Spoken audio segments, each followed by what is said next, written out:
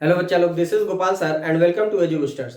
यह class BSc first year second semester का है, जिसमें हमने क्या स्टार्ट किया है, कार्बोहाइड्रेट। कार्बोहाइड्रेट का आप लोगों को मिल जाएगा इसमें। एक मिनट लाइट सेट कर लें और चलिए, यहाँ पे आप लोगों को मिलेगा कार्बोहाइड्रेट का इकोनॉमिक इंपॉर्टेंस और स्ट्रक्चर भी हम आप लोगों को प्रोवाइड कर देंगे बेटा। सो प्लीज स्ट्रक्चर और इकोनॉमिक इंपॉर्टेंस, बस कार्बोहाइड्रेट का यही पढ़ना है, हम दे दे रहे हैं, आप लोग देख लीजिएगा। बायोलॉजिकल इंपॉर्टेंस क्या है, जो बायोलॉजिकल इंपॉर्टेंस आप कार्बोहाइड्रेट की अगर बात करें तो ये मेन रोल निभाता है। कार्बोहाइड्रेट हम लोगों के बॉडी में बहुत सारी रोल इसकी होती है, प्लांट में, एनिमल में, बैक्टीरिया में, सभी जगहों पे ये देखा जाता है। कार्बोहाइड्रेट अगर हम अपने में बात करें तो हम लोगों में एक स्टोरेज फूड मटेरियल के रूप में, ग्लाइकोजन के रूप में होता है। जबकि प्लांट के पास अगर हम बात करें तो किसका होता है, स्टार्च होता है। बैक्टीरिया में अगर हम बात करें तो वो डेक्स्ट्रॉन होता है। और प्लांट की जो पूरी बॉडी की लेयर होती है, सेल वॉल जो होती है, वो सेलुलोजिक होती है। जो सेलुलोज होता है ये किसका होता है, कार्बोहाइड्रेट का होता है। कार्बोहाइड्रेट क्या होता है, जब हम लोग दौड़ रहे होते हैं, कोई कार्य कर रहे होते हैं या फिर बहुत ज्यादा थक जाते हैं तो क्या होता है, एनर्जी के रूप में हमको जो चीज चाहिए वही है कार्बोहाइड्रेट। हम लोगों के ज्यादातर फूड मटेरियल में जो एनर्जी का सोर्स होता है वही है कार्बोहाइड्रेट। लाइक अगर हम रोटी खाते हैं या अनाज ले रहे हैं या फिर आलू खा रहे हैं, चावल खा रहे हैं या गन्ने का जूस पी रहे हैं, तो इन सभी जगहों पे हमको क्या मिलता है, कार्बोहाइड्रेट। अब बात अगर हम बात करें बायोलॉजिकल इंपॉर्टेंस ऑफ कार्बोहाइड्रेट, तो हमने बता दिया carbohydrate play important role in a biology. अगर हम बात करें किसकी, तो ये क्या करता है, एनर्जी के रूप में हम लोगों के अंदर क्या है, बहुत सारे फ्रूट, वेजिटेबल्स, और क्या होता है कि जो हम अनाज लेते हैं इससे हमको कार्बोहाइड्रेट प्रोवाइड होता है, मिलता है, जिसमें क्या होता है, एनर्जी का एक फॉर्म होता है और ये क्या करते हैं, मेटाबॉलिज्म करते हैं हमारे बॉडी में। अगर हम बात करें, they provide the primary source of energy for organism, यानी सभी ऑर्गेनिज्म के लिए अगर हम बात करें तो ये प्राइमरी सोर्स होता है।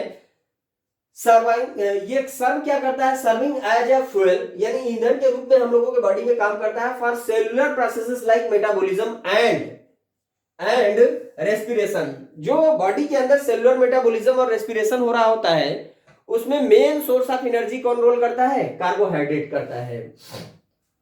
अब यहां पे अगर हम बात करें, it is used as main source के रूप में भी ये काम करता है of energy. For example, fibre के रूप में हम लोग लेते हैं, जो फाइबर के मटेरियल हम लोग, फाइबर मतलब कुछ और मत समझ लेना, जो फ्रूट, वेजिटेबल, अनाज ये सब हम लेते हैं जिसमें फाइबर मिलता है, वो हम लोगों के डाइजेशन में हेल्प करता है। वेल डाइजेशन के लिए फाइबर की नीड होती है हमेशा, और ये मिलता कहाँ है, carbohydrate.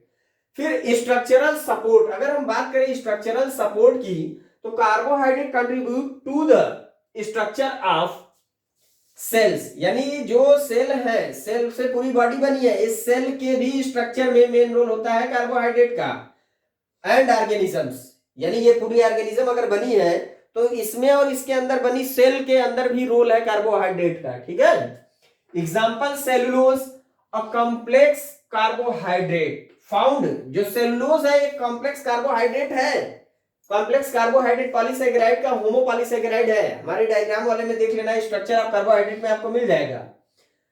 In plant cell wall provide structural support and rigidity, जो सेलुलोज है ये प्लांट के सेल वॉल के फॉर्मेशन में हेल्प करता है, जो क्या करता है, सपोर्ट और उसको कठोरता प्रदान करता है, जिससे जो प्लांट है इसको अगर आप मारते हो तो चोट कम महसूस होगा, भैया है तो वो भी जीव, मतलब उसके अंदर भी जान है।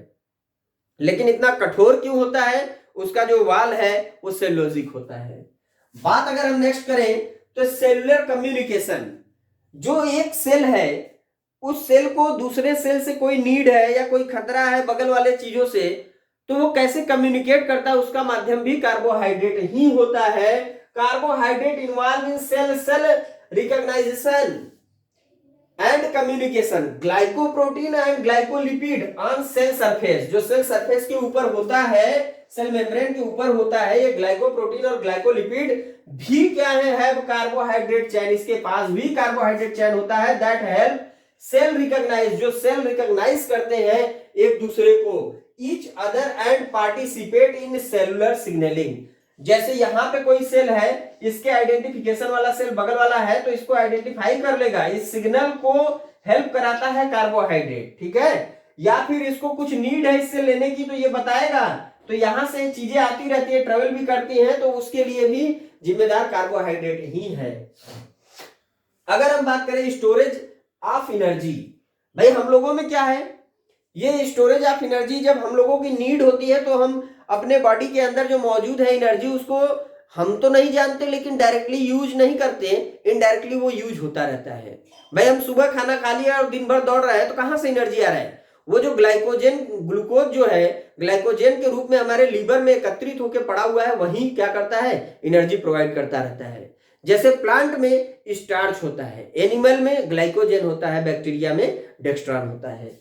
तो ये तीनों स्टोरेज मटेरियल होते हैं किसके, डिफरेंट डिफरेंट ऑर्गेनिज्म के स्टोरेज मटेरियल होते हैं।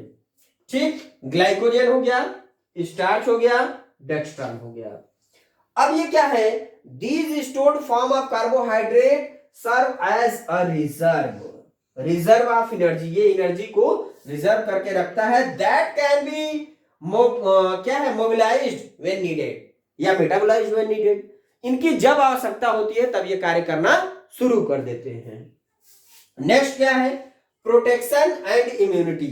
हम लोगों के बॉडी के प्रोटेक्शन और इम्यूनिटी के लिए भी ये जिम्मेदार होता है कार्बोहाइड्रेट। आई होप आप लोगों को ये सारी पॉइंट कवर हो गई होंगी और समझ में भी आया होगा। और स्ट्रक्चर ऑफ कार्बोहाइड्रेट हमने दे दिया है, इंपॉर्टेंस ऑफ कार्बोहाइड्रेट भी देख लीजिए। और प्लीज कमेंट करके आप लोग बताइए कि यह क्लास कैसा लग रहा है, क्या हम कंटिन्यू करें या नहीं करें। भाई आप लोग शेयर करेंगे, लाइक करेंगे, सब्सक्राइब करेंगे, कमेंट भी करेंगे प्लीज, तो हम और भी क्लासेस फ्री ऑफ कास्ट हम सारी चीजें प्रोवाइड करेंगे। Thank you for watching my video. और क्या ऐसे पढ़ाने का तरीका अच्छा है या पीपीटी पे लेके आए हैं, ये भी बता दीजिएगा।